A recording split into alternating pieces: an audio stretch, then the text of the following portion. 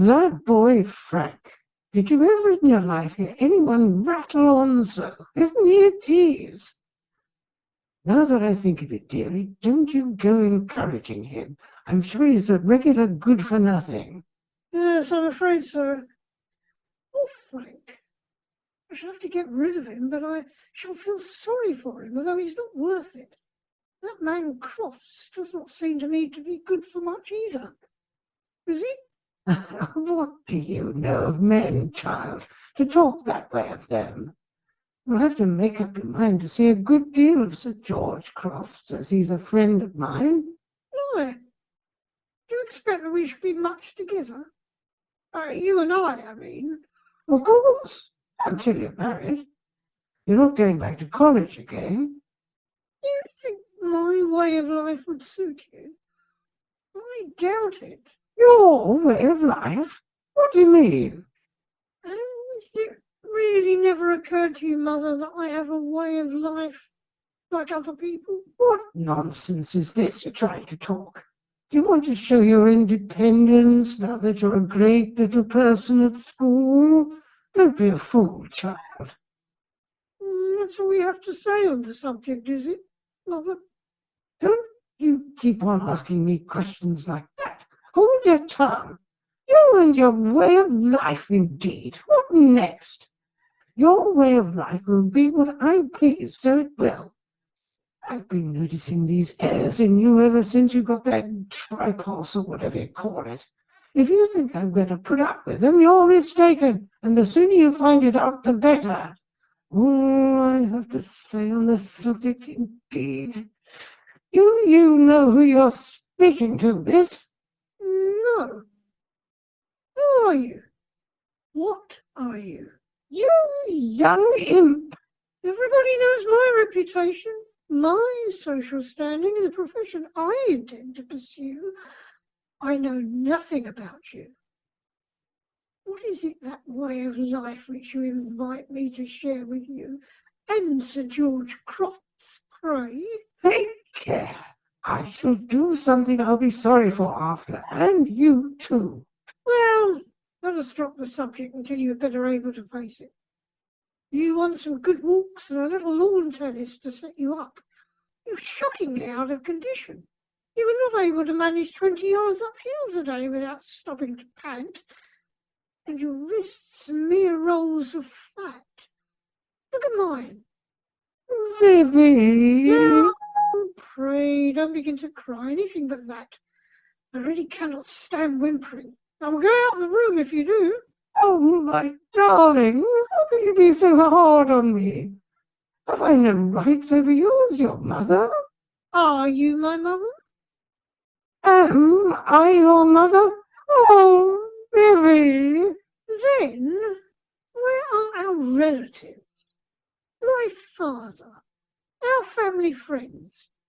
You claim the rights of a mother, the right to call me fool and child, to speak to me as no woman in authority over me at college dare speak to me, to dictate my way of life, and to force on me the acquaintance of a brute whom anyone can see to be the most vicious sort of London man about town. Before I give myself the trouble to resist such claims, I may as well find out whether they have any real existence. Oh, no, stop.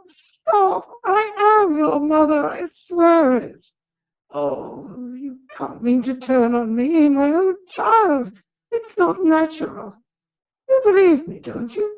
Say you believe me. Who was my father? You don't know what you're asking.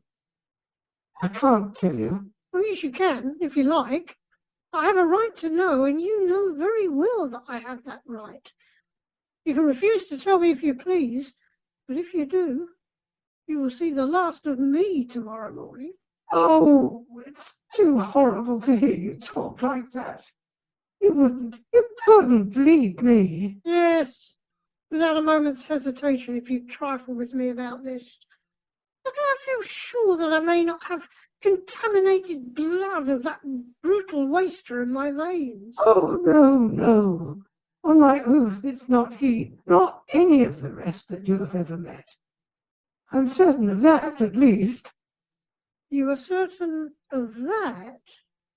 At least. Ah, you mean that is all you are certain of? I see. Don't snivel, Mother. You know you don't feel it a bit. Well, that's enough for tonight. And what hour would you like breakfast? Is 8:30 too early for you? My God, what sort of a woman are you? The sort the world is mostly made of, I should hope. Otherwise, they don't understand how it gets its business done. Come, pull yourself together. That's right. You're very rough with me, Vivie. Nonsense. What about bed? It's past 10. What's the use of my going to bed? Do you think I could sleep? Why not? Well, I shall. You've no heart. Oh, I won't bear it. I won't put up with the injustice of it. What right have you to set yourself up above me like this? You boast of what you are to me, who gave you a chance of being what you are. What chance had I? Shame on you for a bad daughter and a stuck-up prude. Don't think for a moment I set myself above you in any way. You attacked me with the conventional authority of a mother. I defended myself with the conventional superiority of a respectable woman. Frankly, I'm not going to stand any of your nonsense, and when you drop it, I shall not expect you to stand any of mine. I should always respect your right to your own opinions and your own way of life. My own opinions and my own way of life. Listen to her talking. Do you think I was brought up like you, able to pick and choose my own way of life? Do you think I did what I did because I liked it, or thought it right? Or wouldn't rather have gone to college and been a lady if I'd had the chance? Everybody has some choice, Mother. The poorest girl alive may not be able to choose between being Queen of England or Principal of Newnham, but she can choose between rag picking and flower selling according to her taste. People are always blaming circumstances for what they are. I don't believe in circumstances. The people who get on in this world are the people who get up and look for the circumstances they want.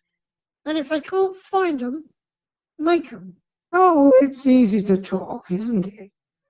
Yeah. Would you like to know what my circumstances were? Yes, you'd better tell me. Won't you sit down? Oh, I'll sit down. Don't you be afraid. Do you know what your grandmother was? No. No, you don't. I do. She called herself a widow and had a fried fish shop down by the mint and kept herself and 4 daughters out of it. 2 of us were sisters. That was me and Liz. And we were both good-looking and well-made. I suppose our father was a well-fed man. Mother pretended he was a gentleman, but I don't know. The other 2 were only half-sisters, undersized, ugly, starved-looking, hard-working, honest, poor creatures.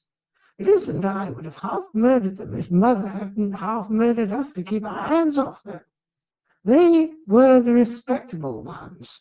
Well, what did they get by their respectability? I'll tell you. One of them worked in a white lead factory 12 hours a day for 9 shillings a week until she died of lead poisoning. She only expected to get her hands a little paralyzed, but she died. The other was always held up to us as a model because she married a government labourer in the Deptford victualling yard and kept his room and the 3 children neat and tidy on 18 shillings a week until he took to drink. That was worth being respectable for, wasn't it? Did you and your sister think so? Liz didn't, I can tell you. She had more spirit.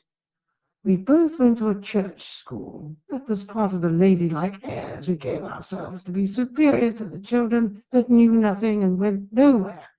And we stayed there until Liz went out one night and never came back. I know the school mistress thought I'd soon follow her example. The clergyman was always warning me that Lizzie would end by jumping off Waterloo Bridge. Poor fool. That was all he knew about it. But I was more afraid of the white lead factory than I was of the river. and so would you have been in my place. That clergyman got me a situation as a scullery maid in a temperance restaurant, where they sent out for anything you liked.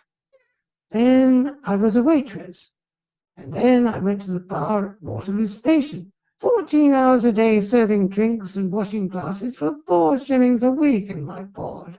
That was considered a great promotion for me. Well, one cold, wretched night, when I was so tired I could hardly keep myself awake, who should come up for half a scotch but Lizzie, in a long fur coat, elegant and comfortable, with a lot of sovereigns in her purse. My aunt, Lizzie? Yes, and a very good aunt to have, too. She's living down at Winchester now, close to the cathedral. One of the most respectable ladies there. Chaperones girls at the country ball, if you please. No river for Liz, thank you. You remind me of Liz a little. She was a first-rate businesswoman, saved money from the beginning, never let herself look too like what she was, never lost her head or threw away a chance. When she saw I'd grown up good-looking, she said to me across the bar, "What are you doing there, you little fool? Wearing out your health and your appearance for other people's profit?" Liz was saving money then to take a house for herself in Brussels, and she thought we two could save faster than one. So she lent me some money and gave me a start, and I saved steadily and first paid her back, and then went into business with her as a partner. Why shouldn't I have done it? The house in Brussels was real high class, a much better place for a woman to be in than the factory where Aunt Jane got poisoned. None of the girls were ever treated as I was in the scullery of that temperance place, or at the Waterloo bar, or at home. Would you have me stay in them and become a worn-out old drudge before I was 40? No. Why did you choose that business? Saving money and good management will succeed in any business. Yes, saving money. But where can a woman get the money to save in any other business? Could you save out of 4 shillings a week and keep yourself well dressed as well? Not you. Of course, if you're a plain woman and can't earn anything more, or if you have a turn for music or the stage or newspaper writing, that's different. But neither Liz nor I had any turn for such things at all. All we had was our appearance and our turn for pleasing men. Do you think we were such fools as to let other people trade in on our good looks by employing us as shop girls or barmaids or waitresses, when we could trade in them ourselves and get all the profits instead of starvation wages? Not likely. You were certainly quite justified from the business point of view. Yes, or any other point of view. What is any respectable girl brought up to do but catch some rich man's fancy and get the benefit of his money by marrying him? As if a marriage ceremony could make any difference to the right or wrong of the thing. Oh, the hypocrisy of the world makes me sick. Liz and I had to work and save and calculate just like other people. Elsewise, we should be as poor as any good-for-nothing drunken waster of a woman that thinks her luck will last forever. I despise such people. They've no character. And if there's a thing I hate in a woman, it's want of character. Oh, no, Mother. Frankly, isn't it part of what you call character in a woman that she should greatly dislike such a way of making money? Why, of course. Everybody dislikes having to work and make money, but they have to do it all the same. I'm sure I've often pitied a poor girl, tired out and in low spirits, having to try to please some man that she doesn't care 2 straws for, some half-drunken fool that thinks he's making himself agreeable when he's teasing and worrying and disgusting a woman so that hardly any money could pay her for putting up with it. But she has to bear with such disagreeables, and take the rough with the smooth, just like a nurse in a hospital or anyone else. It's not work that any woman would do for pleasure, goodness knows. Though to hear the pious people talk, you would suppose it was a bed of roses. Still, you consider it worthwhile. It pays. Oh, of course it's worthwhile to a poor girl, if she can resist temptation and is good-looking and well-conducted and sensible. It's far better than any other employment open to her. I always thought that it oughtn't to be. It can't be right, Vivie, that there shouldn't be better opportunities for women. I stick to that. It's wrong. But it's so, right or wrong. And a girl must make the best of it. But of course, it's not worthwhile for a lady. If you took to it, you'd be a fool. But I should have been a fool if I'd taken to anything else. Mother, suppose we were both as poor as you were in those wretched old days. Are you quite sure that you wouldn't advise me to try the Waterloo Bar? Or marry a labourer? Or even go into the factory?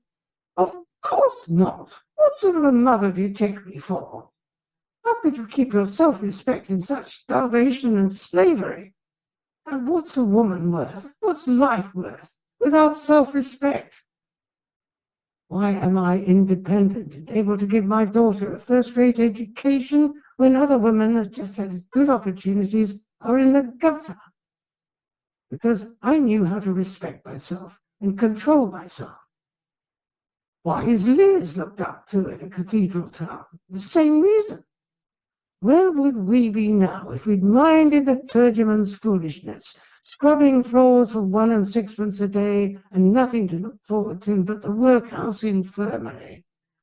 Don't you be led astray by people who don't know the world, my girl. The only way for a woman to provide for herself decently is for her to be good to some man that can afford to be good to her. If she's in his own station of life, let her make him marry her.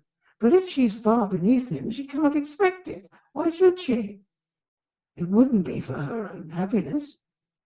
Ask any lady in London society that has daughters, and she'll tell you the same. Except that I tell you straight, and she'll tell you crooked. That's the difference. My dear mother, you are a wonderful woman. You are stronger than all England. And are you really and truly not one wee bit doubtful or ashamed? Well, of course, dearie. It's only good manners to be ashamed of it. It's expected from a woman. Women have to pretend to feel a great deal that they don't feel. Liz used to be angry with me for clumping out the truth of it. She used to say that when every woman could learn enough from what was going on in the world before her eyes, there was no need to talk about it to her. But then Liz was such a perfect lady. She had the true instinct of it, while I was always a bit of a vulgarian. I used to be so pleased when you sent your photos to me to see that you're growing up like Liz. You've just a ladylike, determined way. But I can't stand saying one thing when everyone knows I mean another. What's the use in such hypocrisy? If people arrange the world that way for women, there's no good pretending it's arranged the other way. No, I never was a bit ashamed, really. I consider I had a right to be proud of how we managed everything so respectably, and never had a word against us, and how the girls were so well taken care of. Some of them did very well. One of them married an ambassador. But of course now I daren't talk about such things. Whatever would they think of us? Oh, oh dear. I do believe I'm getting sleepy after all. I believe it is I who will not be able to sleep now. Better let in some fresh air before locking up. What a beautiful night. Look. Yes, dear, but Take care you don't catch your death of cold from the night air. No, nonsense. Oh, yes. Everything I say is nonsense according to you. No, really, that is not so, Mother. You've got completely the better of me tonight, although I intended it to be the other way. Let us be good friends now. But it has been the other way, and I suppose I must give in to it. I always got the worst of it from Liz, and now I suppose it'll be the same with you. Well, never mind. Come. Good night, dear old mother. I brought you up well, didn't I, dearie? You did. And you'll be good to your poor old mother for it, won't you? I will, dear. Good night. Blessings on my own dearie darling. A mother's blessing.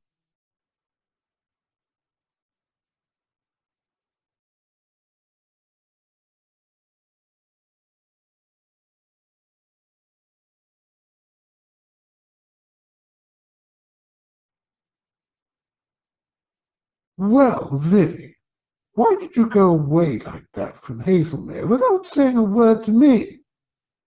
How could you do such a thing? And what have you done to poor George?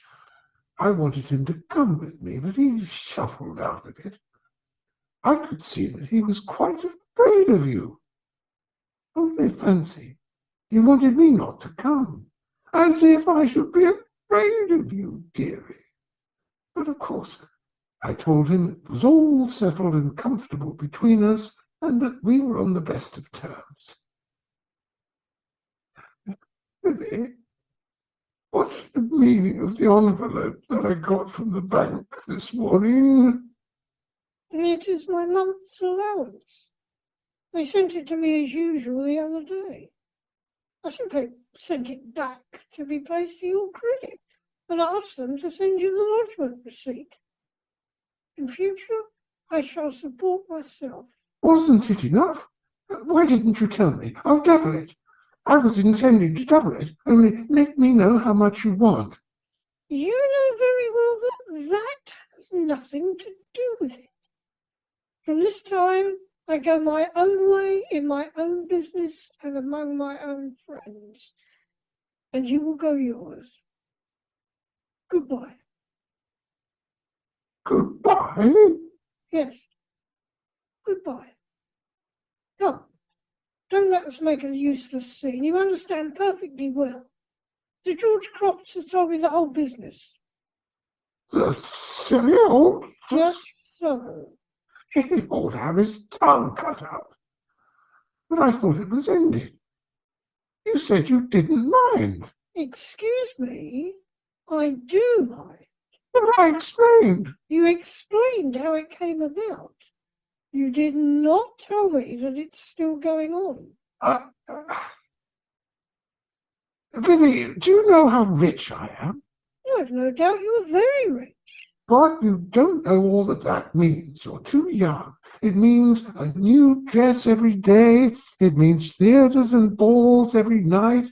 It means having the pick of all the gentlemen in Europe at your feet. It means a lovely house and plenty of servants. It means the choicest of eating and drinking. It means everything you like, everything you want, everything you can think of. And what are you here?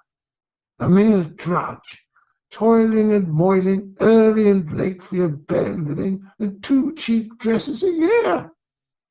Think over it. You're shocked, I know. I can enter into your feelings, and I think they do you credit. But trust me, nobody will blame you. You may take my word for that. I know what young girls are, and I know you'll think better of it when you've turned it over in your mind. That's how it's done, is it? You must have said all that to many a woman to have it so pat. What harm am I asking you to do? Vivie, listen to me. You don't understand. You were taught wrong on purpose. You don't know what the world is really like. All wrong on purpose? What do you mean? I mean that you're throwing away all your chances for nothing. You think people are what they pretend to be. That the way you were taught at school and college to think right and proper is the way things really are. But it's not. It's all only a pretense to keep the cowardly, slavish common run of people quiet. Do you want to find that out like other women at 40, when you've thrown yourself away and lost your chances? Or won't you take it in good time now from your own mother that loves you and swears to you that it's the truth? Gospel truth, Lily. The big people, the clever people, the managing people, all know it. They do as I do and think what I think. I know plenty of them. I know them to speak to introduce you to make friends of for you. I don't mean anything wrong. That's what you don't understand. Your head is full of ignorant ideas about me. What do the people that taught you know about life or about people like me? When did they ever meet me or speak to me or did anyone tell them about me? The fools! Would they ever have done anything for you if I hadn't paid them? Haven't I told you that I want you to be respectable? Haven't I brought you up to be respectable? And how can you keep it up without my money and my influence and Lizzie's friends? Can't you see that you're cutting your own throat as well as breaking my heart in turning your back on me? I recognise the Croft's philosophy of life, Mother. I heard it all from him that day at the gardener's. You think I want to force that played-out old sot on you? I don't, Vivie. On my oath, I don't. It would not matter if you did.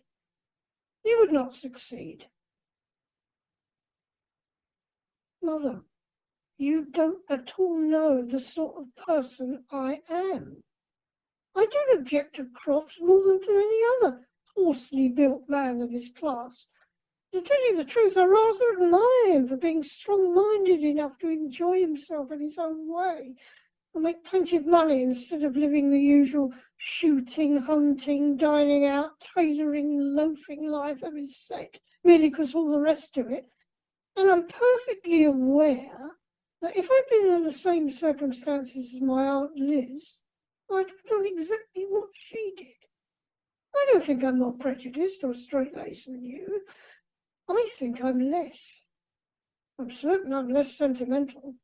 I know very well that fashionable morality is all a pretense, and that if I took your money and devoted the rest of my life to spending it fashionably, I might be as worthless and vicious as the silliest woman could possibly be without having a word said to me about her.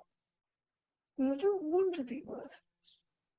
I shouldn't enjoy trotting about the park to advertise my dressmaker and carriage builder, or being bored at the opera to show off a shop window full of diamonds.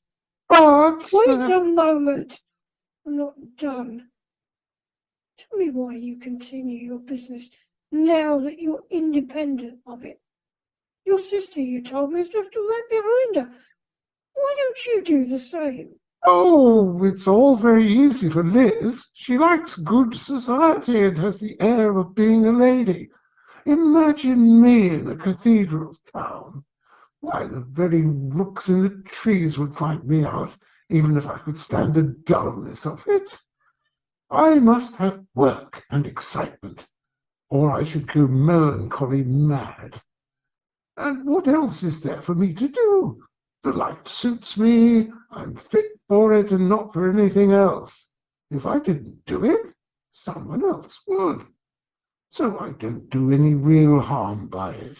And then it brings in money, and I like making money. No, it's no use. I can't give it up. Not for anybody. What need you know about it? I'll never mention it. I'll keep Crofts away. I'll not trouble you much. You see, I have to be constantly running about from one place to another. You'll be quit of me altogether when I die. No, I am my mother's daughter. I am like you. I must have work and must make more money than I spend. But my work is not your work, and my way is not your way. We must part. It will not make much difference to us. Instead of meeting one another for perhaps a few months in 20 years, we shall never meet. That's all. Oh, Vivie, I meant to have been more with you. I did indeed. It's no use, Mother. I'm not to be changed by a few cheap tears and entreaties any more than you are, I dare say.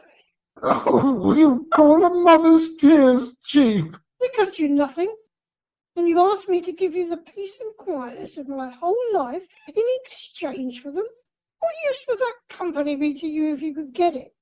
What have we two in common that could make either of us happy together? We're mother and daughter. I want my daughter to have a right to you. Who is to care for me when I'm old? And you girls have taken to me like daughters and cried at leaving me. But I let them all go because I had you to look forward to. I kept myself lonely for you. You've no right to turn on me now and refuse to do your duty as a daughter. My duty as a daughter? I thought we should come to that presently. Now, once and for all, Mother, you want a daughter and Frank wants a wife. I don't want a mother, and I don't want a husband. I have spared neither Frank nor myself in sending him about his business. Do you think I will spare you? Oh, I know the sort you are. No mercy for yourself or anyone else. I know. My experience has done that for me anyhow.